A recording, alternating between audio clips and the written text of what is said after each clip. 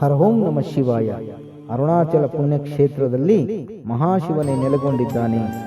ಮಹಾಶಿವನ ದರ್ಶನಕ್ಕಾಗಿ ಕೋಟ್ಯಾನುಕೋಟಿ ಭಕ್ತರು ವಿವಿಧ ಪ್ರಾಂತ್ಯದಿಂದ ಬಂದು ಅಲ್ಲಿ ಸೇರಿಕೊಳ್ತಾರೆ. ತಮಿಳುನಾಡಿನ ಈ ಪ್ರಾಂತ್ಯವು ತಿರುವಣ್ಣಾಮಲೆ ಅಂತ ಕರೆಯುತ್ತಾರೆ.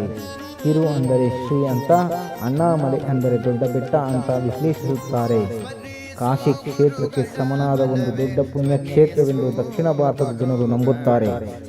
ಅರುಣಾಚಲ ಕ್ಷೇತ್ರಕ್ಕೆ ವೇದ ಪುರಾಣಗಳಲ್ಲಿ ಒಂದು ಮಹತ್ವದ ಸ್ಥಾನವನ್ನು ಕೊಟ್ಟಿದ್ದಾರೆ. ಅರುಣಾಚಲ ದೇವಾಲಯವು ಶಿವನ ಆಜ್ಞೆಯಂತೆ ವಿಶ್ವಕರ್ಮ ನಿರ್ಮಿಸಿರುವುದಾಗಿ ಹೇಳುತ್ತಾರೆ. ಅದರ ಸುತ್ತ ಅರುಣವೆಂಬ ಪುರವನ್ನು ನಿರ್ಮಿಸಿದ್ದಾರೆಂದು ಪುರಾಣಗಳು ಹೇಳುತ್ತವೆ. ಈ ಬೆಟ್ಟವು ಶಿವನ ರೂಪವೆಂದು ಪುರಾಣಗಳು ಹೇಳುವುದಕ್ಕಾಗಿ ಈ ಬೆಟ್ಟಕ್ಕೆ ಪೂರ್ವಮುಖವಾಗಿ ಇರುವಂತೆ ಅರುಣಾಚಲ ದೇವಾಲಯಕ್ಕಿಂತ ಈ ಬೆಟ್ಟಕ್ಕೆ ಹೆಚ್ಚಿನ ಮಹತ್ವ ನೀಡುತ್ತಾರೆ. ಇದು ಒಂದು ಜ್ಯೋತಿರ್ಲಿಂಗವೆಂದು ಕರೆಯಲ್ಪಡುತ್ತದೆ. ಇಲ್ಲಿ ಪೌರ್ಣಮಿ ದಿನಗಳಲ್ಲಿ ಹೆಚ್ಚಿನ ಭಕ್ತರು ಗಿರಿ ಪ್ರದಕ್ಷಿಣೆಯನ್ನು ಮಾಡುತ್ತಾರೆ. ಈಗ ಗಿರಿ ಪ್ರದಕ್ಷಿಣೆಯ ಫಲಗಳನ್ನು ತಿಳಿಯೋಣ. ಆದಿತ್ಯವಾರದಲ್ಲಿ ಗಿರಿ ಪ್ರದಕ್ಷಿಣೆ ಮಾಡಿದರೆ ಸೂರ್ಯಲೋಕವನ್ನು ಭೇದಿಸಿ ಶಿವಲೋಕದ ಸಾನ್ನಿಧ್ಯವನ್ನು ಹೊಂದುವನು. ಸೋಮವಾರದಲ್ಲಿ ಗಿರಿ ಪ್ರದಕ್ಷಿಣೆ ಮಾಡಿದರೆ ಜನನ ಮರಣದ ಬಾಧೆಯಿಂದ ತಪ್ಪಿಸಿಕೊಳ್ಳಲು ಸಾಧ್ಯವಾಗುತ್ತದೆ. ಮಂಗಳವಾರದಲ್ಲಿ ಗಿರಿ ಪ್ರದಕ್ಷಿಣೆ ಮಾಡಿದರೆ ಹಣಕಾಸಿನ ತೊಂದರೆಯಿಂದ ತಪ್ಪಿಸಿಕೊಳ್ಳಲು ಸಾಧ್ಯವಾಗುತ್ತದೆ.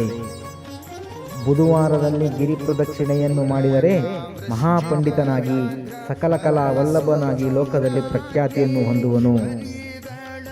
ಗುರುವಾರ ಗಿರಿ ಪ್ರದಕ್ಷಿಣೆ ಮಾಡಿದರೆ ಲೋಕಗುರುವಾಗಿ ಸನ್ಮಾರ್ಗದಲ್ಲಿ ನಡೆಸಿ ಕರ್ಮವನ್ನು ಹೋಗಲಾಡಿಸುವಂತಹ ಗುರುವಾಗುವನು.